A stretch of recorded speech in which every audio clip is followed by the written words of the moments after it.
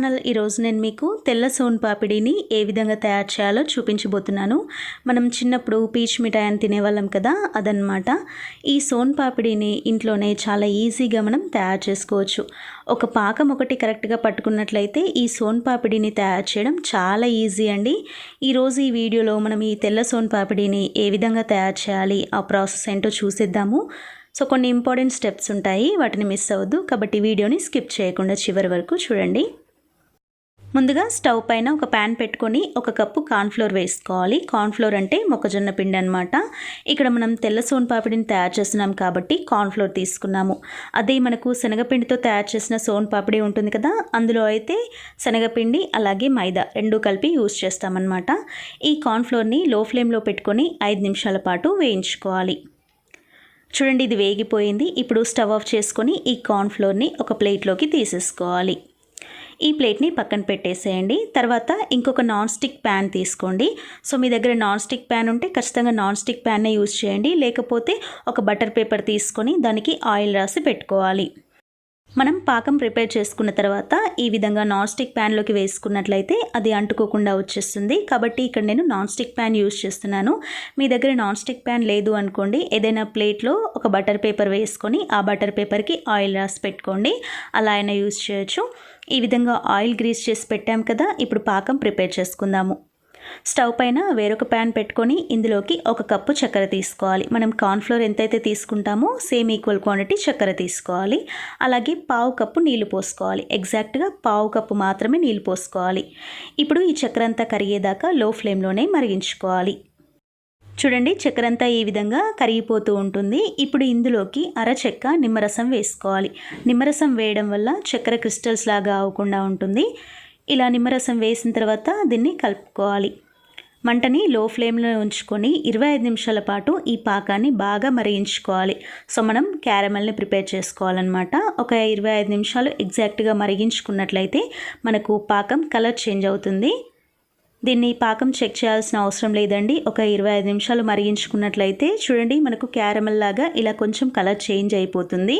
So ఇలా వచ్చింది అంటే మనకు పాకం రెడీ అయిపోయినట్టే. ఇలా క్యారమెల్ రెడీ అయిన వెంటనే స్టవ్ ఆఫ్ చేసేసి మనం ఇంతకుముందు ఆయిల్ అప్లై చేసుకున్న ప్యాన్ ఉంది కదా, అందులోకి తీసేసుకోవాలి. దీన్ని ఒక 3 నుంచి 4 నిమిషాల పాటు అలా వదిలేయాలి. 3 నుంచి 4 నిమిషాల తర్వాత ఈ విధంగా స్పాచులాతోని కానీ లేకపోతే ఏదైనా స్పూన్తోని కానీ ఇదంతా కూడా దగ్గరగా ఈ విధంగా అనుకుంటూ రావాలి. సో స్పాచులాకి అతుక్కుంటూ ఉంటుంది కాబట్టి కొంచెం ఆయిల్ అప్లై చేసుకొని ఆ తర్వాత స్పాచులాతోని ఈ విధంగా కలుపుకుంటూ ఉండాలి. ఇది కొంచెం చల్లారేంత వరకు ఈ విధంగా కలుపుకుంటూనే ఉండాలి. ఇలా కొంచెం చల్లారిన తర్వాత ఇప్పుడు దీన్ని మనం చేత్తోని కలుపుకోవాలి. సో నేను ఇక్కడ గ్లౌజ్ యూజ్ చేస్తున్నాను. వేడిగా ఉంటుంది కాబట్టి ఈ విధంగా గ్లౌజ్ యూజ్ చేస్తున్నాను అనమాట. ఈ గ్లౌజ్కి కూడా కొంచెం ఆయిల్ అప్లై చేసుకోండి. ఒకవేళ మీరు చేత్తోని కలుపుకోవాలి అంటే కూడా చేతికి ఆయిల్ అప్లై చేసుకోవాలి, లేకపోతే అంటుకుంటూ ఉంటుంది. దీన్ని ఇప్పుడు నేను వీడియోలో చూపిస్తున్నట్టుగా ఈ విధంగా మిక్స్ చేసినట్టు కలుపుకోవాలన్నమాట. ఇలా చేయడం వల్ల అది అంటుకోవడం తగ్గిపోతుంది. అలా అంటుకోవడం తగ్గిపోయి మన చేతికి ఫ్రీగా అది వచ్చేంత వరకు ఇలా కలుపుకుంటూనే ఉండాలి. సో చూడండి, ఇది కొంచెం వేడి తగ్గిపోయింది, అలాగే అంటుకోవడం కూడా తగ్గిపోయింది. ఇప్పుడు చేత్తోనే మిక్స్ చేస్తున్నాను. సో నేను ఇప్పుడు వీడియోలో చూపిస్తున్నట్టుగా దీన్ని ఈ విధంగా లాగి మళ్ళీ ఫోల్డ్ చేసుకోవాలన్నమాట. ఇలా చేసుకునేటప్పుడు కంపల్సరీగా చేతికి ఆయిల్ అప్లై చేసుకోండి, లేకపోతే అంటుకుంటుంది. ఇలా నేను వీడియో చూపిస్తున్నట్టుగా లాగి మళ్ళీ ఫోల్డ్ చేసుకోవాలి. ఈ విధంగా 10 నుంచి 15 సార్లు చేస్తే సరిపోతుంది. చూడండి, ఒక 15 సార్లు చేసేసాను. తర్వాత దీన్ని ఈ విధంగా ఇటువైపుకి ఎడ్జ్ అతికించుకోవాలన్నమాట. ఇలా చేసుకున్న తర్వాత ఇప్పుడు నేను కొంచెం పెద్ద ప్లేట్ తీసుకున్నాను.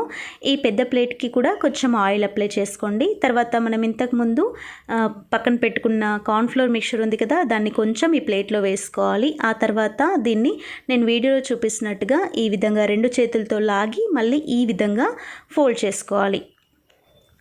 సో ఇలా ఫోల్డ్ చేసుకున్న తర్వాత మళ్ళీ లాగాలన్నమాట. సో కొంచెం నెమ్మదిగా చేసుకోవాలి, మరీ గట్టిగా లాగేయకూడదు. కొంచెం కొంచెం కార్న్ఫ్లోర్ వేసుకుంటూ దీన్ని మళ్ళీ ఈ విధంగా లాగాలి, అలాగే మళ్ళీ ఫోల్డ్ చేసుకోవాలి. సేమ్ ఇదే ప్రాసెస్ మనం రిపీట్ చేస్తూ ఉండాలి. మనకు ఈ తీగ చాలా సన్నగా పొరలు పొరలుగా వచ్చేంత వరకు కూడా నేను వీడియోలో చూపిస్తున్నట్టుగా కొంచెం పొడిపిండి వేసుకుంటూ దీన్ని ఈ విధంగా స్ట్రెచ్ చేయాలి. అలాగే మళ్ళీ ఫోల్డ్ చేయాలన్నమాట. సో చూడండి, తీగ కొంచెం లావుగా ఉన్న చోట ఈ విధంగా సన్నగా చేసుకోవాలి. ఇది మరీ గట్టిగా ఫోర్స్ పెట్టి చేయాల్సిన పని లేదండి. చాలా ఈజీగానే స్ట్రెచ్ అయిపోతుంది. కొంచెం పొడిపిండి వేసుకుంటూ మళ్ళీ ఈ విధంగా ఫోల్డ్ చేసుకొని స్ట్రెచ్ చేసుకోవాలి. లావుగా ఉన్న చోట్ల కొంచెం పల్చగా చేసేసుకొని ఈ విధంగా స్ట్రెచ్ చేసుకుంటూ ఉండాలి. దీనికి ఇద్దరితో పని అవసరం లేదండి, కేవలం ఒక్కరే చేయొచ్చు. కొంచెం పెద్ద ప్లేట్ తీసుకొని మీరు ఈ విధంగా స్ట్రెచ్ చేసుకోండి. చూడండి, మనకు లేయర్స్ కనిపిస్తూ ఉన్నాయి కదా, ఈ లేయర్స్ ఇంకా పల్చగా వచ్చేంత వరకు ఈ విధంగానే ప్రాసెస్ని రిపీట్ చేస్తూ ఉండాలి. సో ఇది వేడిగా ఉన్నప్పుడు మనం చేస్తూ ఉంటే ఈజీగానే స్ట్రెచ్ అయిపోతుంది. కాకపోతే లాస్ట్కి వచ్చేసరికి మనకు పొరలు ఎక్కువైపోతాయి కదా, కొంచెం ఫోర్స్ పెట్టి చేయాల్సి ఉంటుంది.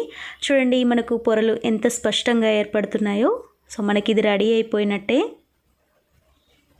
ఇప్పుడు ఈ తెల్ల సోన్ పాపిడిని సెట్ చేసుకుందాము. దీనికోసం ఒక మెజరింగ్ కప్ తీసుకున్నాను. కొంచెం చిన్న సైజులో ఉన్నది తీసుకోవాలి. ఇందులో కొన్ని పిస్తా పప్పులు వేసుకోండి. ఆ తర్వాత మనం తయారు చేసుకున్న ఈ పీచ్ మిఠాయిని ఈ కప్లోకి వేసేసుకొని కొంచెం ప్రెస్ చేసుకోవాలి. ఈ విధంగా లైట్గా ప్రెస్ చేసేసి ఇటు రివర్స్ చేయండి, ఈజీగా వచ్చేస్తుంది. చూడండి, మనకు తెల్ల సోన్ పాపిడి రెడీ అయిపోయింది.